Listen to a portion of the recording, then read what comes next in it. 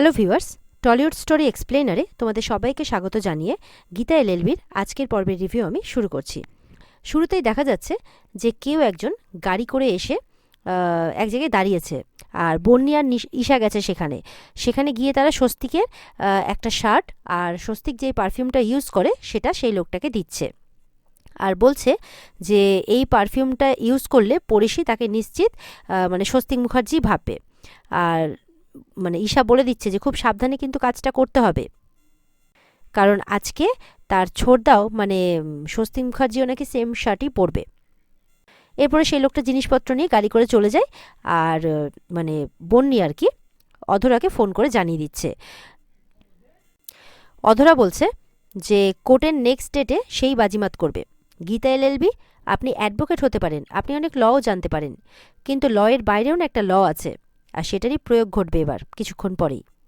ওদিকে দেখা যাচ্ছে মুখার্জি বাড়িতে পড়শি মানে নাচ প্র্যাকটিস করছে আর কি। তখন গীতা ফোন করেছে। পড়শি বলছে যে তার বাবা মানে গীতার শ্বশুরমশাই আর কি, গণেশ গাঙ্গুলি, এখনও বাড়ি ফেরেননি, আর সে এখন নাচ প্র্যাকটিস করছে। এটা জানিয়ে দিয়ে ফোনটা কেটে দেয়। এরপর আবার পড়শি নাচ প্র্যাকটিস করতে শুরু করে। তখন দেখা যাচ্ছে সেই লোকটা বন্নি আর ঈশার দেওয়া যে স্বস্তিকের শার্টটা দিয়েছে আর কি, সেটা পরেছে, আর স্বস্তিকের দেওয়া পারফিউমটা স্প্রে করছে। এরপর ধীরে ধীরে পড়শির কাছে এগিয়ে যাচ্ছে।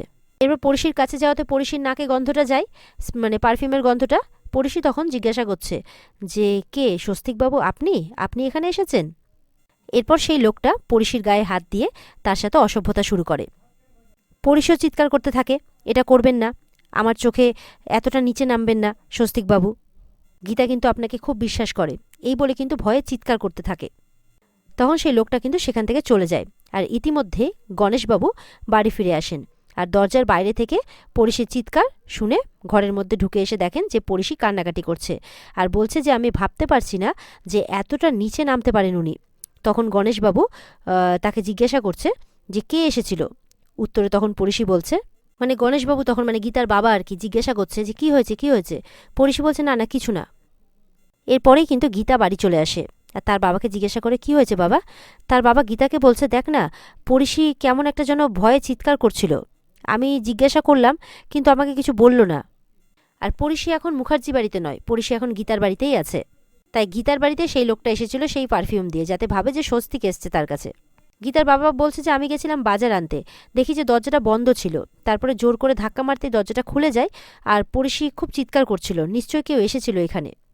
গীতার নাকে কিন্তু তখন পারফিউমের গন্ধটা আসে, আর গীতা তখন বলছে যে এই পারফিউমটা তো, আর পড়শিকে জিজ্ঞাসা করছে কে এসেছিল এখানে। উত্তরে পড়শি বলছে স্বস্তিকবাবু, আপনার স্বামী এসেছিলেন।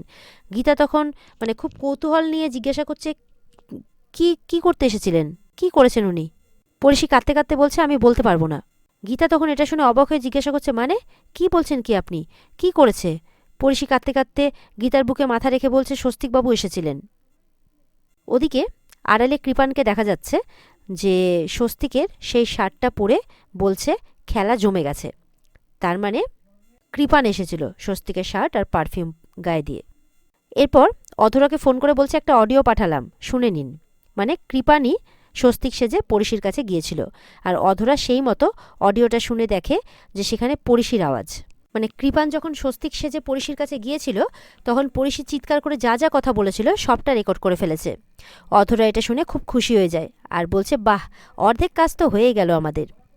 ওদিকে গীতা তখন স্বস্তিককে ফোন করে জিজ্ঞাসা করছে আপনি কোথায় আছেন। স্বস্তিক বলছে রাস্তায় আছি, তোমাদের বাড়ির কাছাকাছি আছি। এটা শুনে গীতা এক্ষুনি তাকে একবার তার বাড়িতে আসতে বলে। স্বস্তিক বলছে কেন, কি হয়েছে জিজ্ঞাসা করলে গীতা জোর গলায় চেঁচিয়ে বলছে প্লিজ কাম, এ বলে ফোনটা কেটে দেয় গীতা। গীতার এরকমভাবে মানে কথা শুনে স্বস্তিক একটু অবাক হয়ে যায়। পড়শি তখন বলছে যে মাথা ঠান্ডা করুন। এরপর স্বস্তিক গীতার বাড়িতে পৌঁছে যায়, আর বলছে কি হয়েছে কি। এরপর স্বস্তিকের হাত ধরে টেনে পড়শির কাছে গীতা নিয়ে আসে, আর পড়শিকে স্বস্তিকের গায়ে পারফিউমের গন্ধটা মানে শুকতে বলছে আর কি, আর জিজ্ঞাসা করছে এটাই কি সেই গন্ধটা। পড়শি গন্ধটা দেখে বলছে হ্যাঁ হ্যাঁ হ্যাঁ, এই সেই গন্ধ। এরপর স্বস্তিকের গায়ে হাত বোলায় আর বলে এই তো সেই শার্টটাই, আর বুকের কাছে বাটন আছে। তো স্বস্তিকের গায়ে সমানে হাত বোলাচ্ছে, হ্যাঁ এই শার্টটাই ছিল, আর বুকের কাছে তো স্বস্তিকের শার্টটা খোলা আছে। বলছে বাটন, এখানে একটা বাটন ছিল। স্বস্তিক তখন বিরক্ত হয়ে যায়, বিরক্ত হয়ে পড়শির হাতটা ছাড়িয়ে বলে কি হচ্ছে এইসব। গীতা তখন রেগে গিয়ে কিন্তু স্বস্তিককে এক চড় মারে, আর তার জামার কলার ধরে বলছে, লজ্জা করে না আপনার? লজ্জা করে না একটা অসহায় মেয়েকে বাড়িতে একা পেয়ে? স্বস্তিক বলছে, গীতা কি বলছো কি তুমি? কি ভুল করেছি আমি? গীতা তখন বলছে, না। গীতাকে বলছে, তুমি ভুল করছো। গীতা বলছে, না, আমি কোনো ভুল করছি না। গণেশবাবু কিন্তু তখন স্বস্তিককে বলছে, তুমি আর কত নিচে নামবে? লজ্জা করে না তোমার? কেন এসব করলে তুমি? স্বস্তিক বলছে, কি করেছি আমি? চিৎকার করে বলছে, আমি কিছু বুঝতে পারছি না, কি হয়েছে কি এখানে? গীতা বলছে, কি করেছেন? একটা মেয়েকে ঘরে অসহায় একা পেয়ে ছিচেছি। স্বস্তিক তখন বলছে, কি সব বলে যাচ্ছ তুমি এসব? এরপরে গীতার বাবা বলছে, কি হয়েছে? তখন গীতার বাবা সবটা ঘটনা কিন্তু স্বস্তিককে বলে। স্বস্তিক কিন্তু এটা শুনে ভয় পেয়ে যায়, আর গীতাকে বলছে, বিশ্বাস করো, বিশ্বাস করো, আমি এটা করিনি। পরিশিকেও বলছে, আমি এটা করিনি, আমি রাস্তায় ছিলাম। গীতা তার কথা শুনতে চায় না। গণেশবাবু তখন স্বস্তিককে বলছে, তুমি এই বস্তির কাছাকাছি ছিলে, তুমি এখান থেকে বেরিয়ে বেশি দূর যেতে পারোনি। স্বস্তিক আবারও বিরক্ত হয়ে বলছে, আরে আপনি কি বলছেন এইসব? এরপরে গীতা কি করে, স্বস্তিককে পাশের ঘরে ডেকে নিয়ে যায়, আর বলছে যে, আমার মাথায় হাত রেখে বলুন তো যে আপনি এই বস্তিতে আসেননি।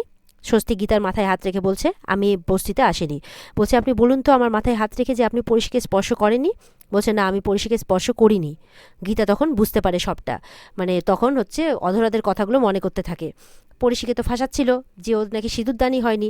ঠিক তেমন করে গীতা বুঝতে পারে যে এবার এমন একটা প্ল্যান করেছে ওরা, যেখানে স্বস্তিকের সাথে পরিশিকে ফাঁসাবে, পরিশিকে বদনাম করবে, আর এই কেসটা জেতার চেষ্টা করবে যে করেই হোক। গীতা তখন বলে যে, শুনুন ভালো করে, আমি আপনার সাথে এখন খারাপ ব্যবহার করব, আপনার উপরে চিৎকার চেঁচামেচি করব, আপনাকে বাড়ি থেকে বের করে দেবো ধাক্কা দিয়ে, আপনি বেরিয়ে যাবেন। বাইরে সবাই দেখবে, জানবে যে আমাদের মধ্যে খুব ঝগড়া হচ্ছে, আমাদের মধ্যে সম্পর্ক ভালো নেই। বুঝতে পেরেছেন? এই বলে স্বস্তিককে কিন্তু একটু ভালোবাসে। এরপরে কথা অনুযায়ী চিৎকার চেঁচামেচি করে স্বস্তিককে বাড়ির থেকে বের করে দেয়, দিয়ে দরজাটা লাগিয়ে দেয়। স্বস্তিকও মন খারাপ করে চলে যায়, আর গীতাও ভেতরে কাঁদতে থাকে। ওদিকে দেখা যাচ্ছে মুখার্জি বাড়িতে মেহেক তার ছোড়দার ঘর থেকে ঈশার বন্নিকে বের হতে দেখছে। এই সময় তো ছোড়দা বা গীতা বৌদি কেউই নেই সেখানে। তাহলে ওরা কি করতে ঢুকেছিল সেটা ভাবতে থাকে মেহেক। আর তাদের মতিগতিও কিন্তু মেহেকের খুব একটা সুবিধের লাগে না। সেখানে গিয়ে দেখে যে গীতা বৌদি সমস্ত কসমেটিক্সগুলো এলোমেলো হয়ে পড়ে আছে। এরপর তার ছোড়দার পারফিউমটাও কিন্তু সেখানে পড়ে থাকতে দেখে, আর মনে মনে ভাবছে যে মেল পারফিউম নিয়ে ওরা কি করবে। গীতাকে ফোন করে তখন সবটা বলে যে বন্নি আর ঈশা তার ঘরে ঢুকেছিল। গীতা বলে, তাতে কি হয়েছে, তারা ঢুকতেই পারে।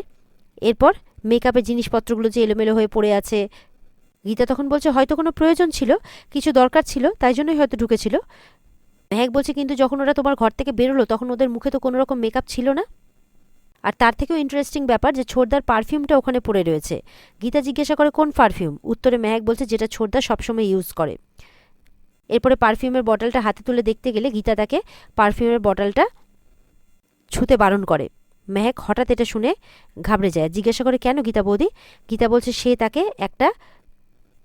সে একটা কন্টেনার পাঠাচ্ছে, সেখানে বটলটা ভরে দিতে বলছে, আর তার মেজোকাকের বোনের কাছ থেকে জল কিংবা চা কিছু একটা চাইতে বলে, আর সেটাও টাচ না করে গ্লাভস পরে ধরে প্যাক করে তার কাছে পাঠাতে বলে, ফিঙ্গারপ্রিন্টটা ম্যাচ করাবে হয়তো গীতা। মেহেক এইসব শুনে তো জিজ্ঞাসা করছে, কেন গীতা বৌদি? গীতা বলছে, আমি সেটা বড়বাবুকে দিয়ে ফরেন্সিকে পাঠাবো। মেহেক জিজ্ঞাসা করছে, তুমি ঠিক কি সন্দেহ করছো বলো তো? গীতা বলছে, তাকে এই পারফিউমটা নিয়ে ভয়ঙ্কর একটা কাণ্ড ঘটে গেছে, আর তোমার ছোড়দা বদনাম হয়ে যাচ্ছে। এরপর গীতা তাকে পরিশির সঙ্গে ঘটে যাওয়া সমস্ত ঘটনাটা বলে। এরপর গীতা মেহেককে যেমনটা বলছে তেমনটাই ঠিক করতে বলে, আর ফোনটা কেটে দেয়। মেহেকও সেই মতো করে ঈশা আর মেজো কাকি তাদেরকে ডাকছে, সেটা শুনে বন্নিও সেখানে আসে। আর মেহেক বলছে যে আমাকে একটু করে জল খাওয়াবে। বন্নি বলছে, সবসময় তুই হুকুম করিস কেন, নিজে নিয়ে খেতে পারিস না? মেহেক বলছে, আমার তো এখন বিয়ে হয়ে গেছে, তাই আমি এখন অতিথি, তাই আমি এখানে বেড়াতে এসেছি, তাই আমি যেটা বলছি সেটা করো। এরপর বন্নি জল আনতে গেলে মেহেক ওই কন্টেনারের মধ্যে একটা নেল পলিশ নিয়ে পড়তে শুরু করে, একটা কসমেটিক্সের মধ্যে থেকে আর কি একটা নেল পলিশ নিয়ে পড়তে শুরু করে। এরপরে বন্নি জল নিয়ে এলে মেহেক বলছে নেল পলিশটা পরে নিয়ে তারপরে খাবে, জলটা রেখে দিতে বলে। বন্নি এটা শুনে বলে, এই তো বললি জল তেষ্টায় তোর নাকি একদম ছাতি ফেটে যাচ্ছে, ভালো লাগছে না, ধুর, এই বলে জলটা রেখে চলে যায়। মেহেক এরপরে গীতাকে ফোন করে বলে জলটা দিয়ে গেছে। গীতা তাকে বলছে যে এরপরে কি করতে হবে সেটা বলে দেয় আর কি।